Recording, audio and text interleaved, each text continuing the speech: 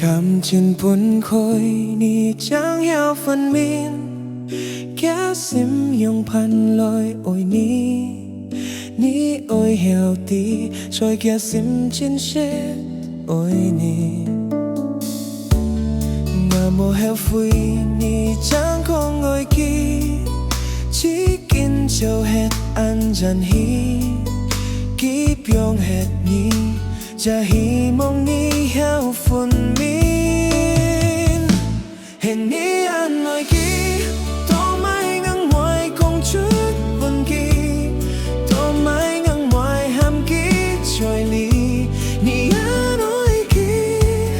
trời nhà khai xem chiều chỉ sự tuổi kỳ hình ni ăn ngồi kia tô mai ngang ngoài công chút buồn kỳ hết khó nên nhà xem cha chưa hết nhìn liền theo sim rồi chỉ nhìn ngang ngoài công chút buồn kỳ trời nhà xem ly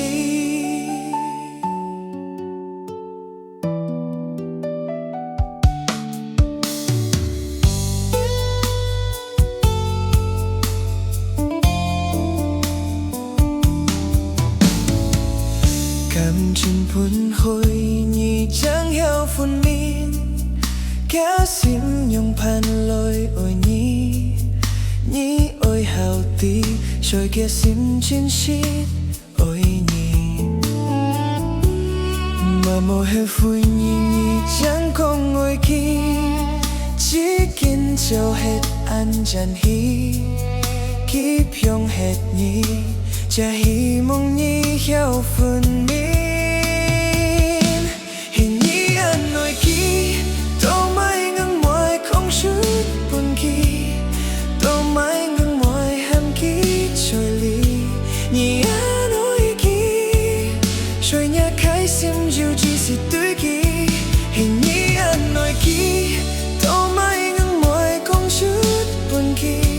hết khó nên nhà xem cha giúp hết nhìn làng theo sim rồi chỉ nhìn ngang ngoài không chút buồn kỳ trời nhà xem ly